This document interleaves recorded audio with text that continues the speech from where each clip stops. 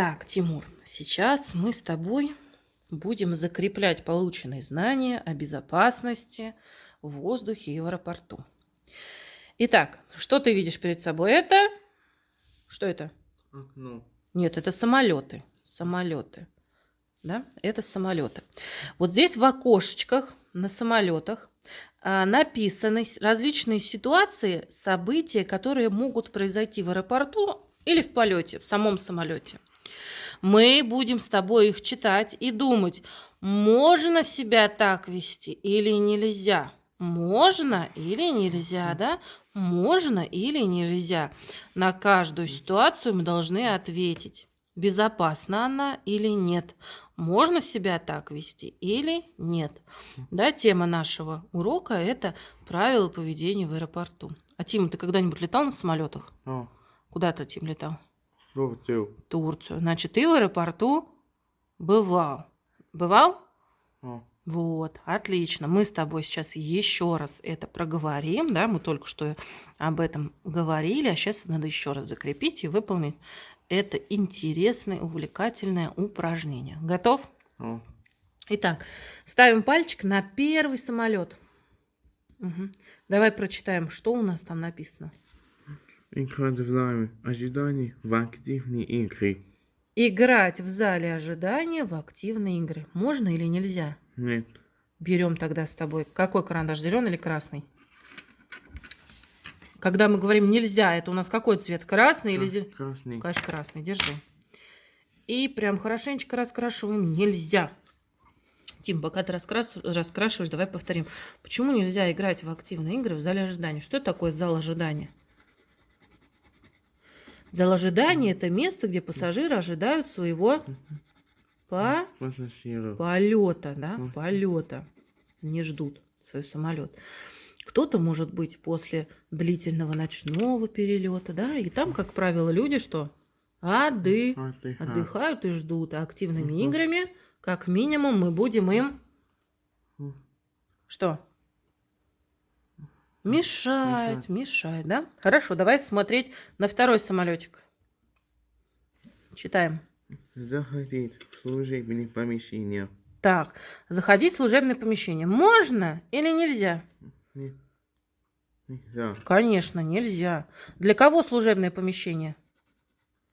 Работников. Для работников. Молодец. Тима, ты аккуратненько закрашивай. Смотри, за контур выходишь. Аккуратно, аккуратно, за контур не выходим. Да. Давай дальше. Третий самолетик. Да, третий самолетик читаем. Выходить на взлетную полосу. Выходить на взлетную полосу. Что такое взлетная полоса? Что это? Самолет. Это место, откуда взлетает Самолет. самолет. Можно туда выходить? Нет. Почему? Это опасно для... Жизни. Точно. Значит, можно или нельзя? Нельзя. Нельзя. Закрашивай красиво. За контур не выходим. Спину держим. Как? Угу.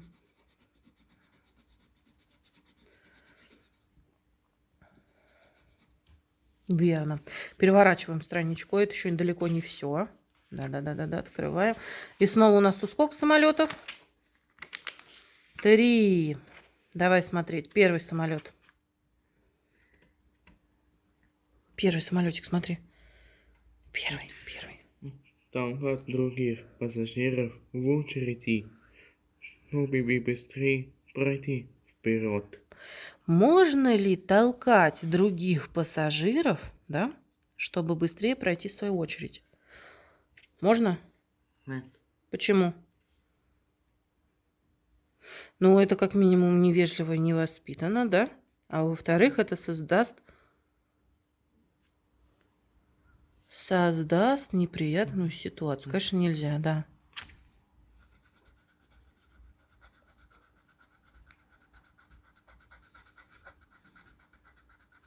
Спину. Угу. Дальше. Да, читаем. Отстегиваться и вставать сразу после приземления. Можно или нельзя? Можно. Можно отстёгивать. Вот самолет только коснулся взлетной полосы, взлетно-посадочной, да, уже на посадку зашел, сразу же отстегиваться и вставать. Можно? No. Нет, нельзя. Потому что самолет еще не остановился. Нам всегда работники, да, бортпроводники говорят, что отстегиваться можно только после полной остановки самолета. Поэтому так делать тоже нельзя. Пока самолет не остановился, мы не отстегиваемся, не встаем. Может еще случиться все, что угодно. Может быть резкое торможение, да? И тогда все пассажиры попадают и получат травму. Поэтому необходимо оставаться еще в кресле и пристегнутым.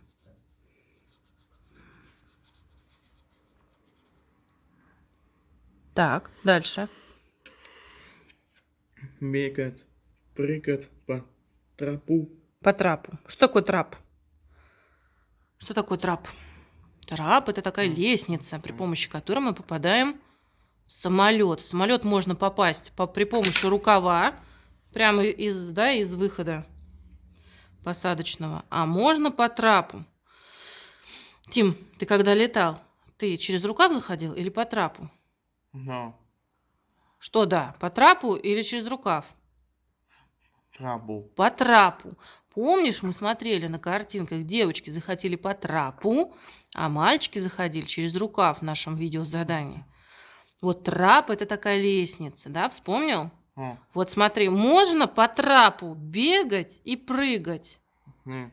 Конечно, нельзя. Ты совершенно верно ответил на этот вопрос. Молодец.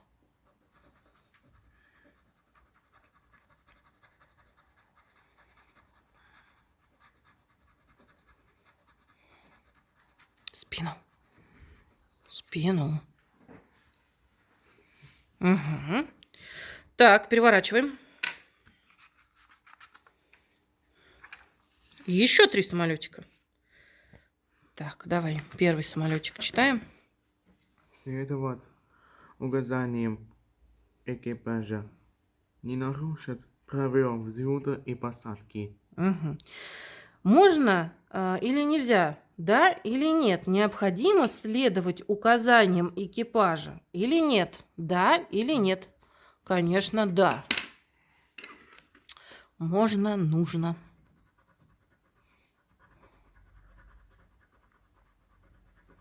Спину.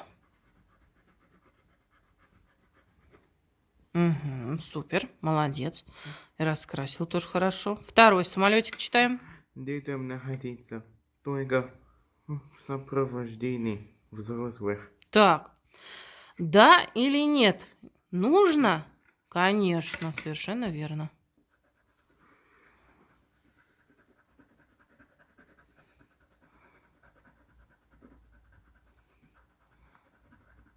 Угу. Третий самолетик читаем. Вынимать из переноски животные, провозимой в салоне. Вынимать из перевозки животных, провозимых в салоне. Можно или нельзя? Можно? Ты когда-нибудь с собой полет брал животных? Нет. Нет, они, как правило, летят в багаже, да? Нет. Угу. Конечно, нельзя, правильно. Во-первых, это может создать неудобства другим пассажирам, да и само животное может очень сильно испугаться. За контур не выходим. Угу. И последние 3 самолетика будут твое домашнее задание. Домашнее задание. Дома прочитаешь оставшиеся ситуации в аэропорту или в самолете и точно так же сделаешь да или нет. На следующем уроке у нас будет с тобой электронное интерактивное задание. Да или нет? Можно или нельзя? Безопасность полета и нахождения в аэропорту зависит в том числе и от кого? От кого? От пассажиров, конечно. Если пассажиры будут выполнять правила аэропорта, то тогда и полеты, и нахождение в самом аэропорту будут безопасными. Да? Безопасными. Молодец.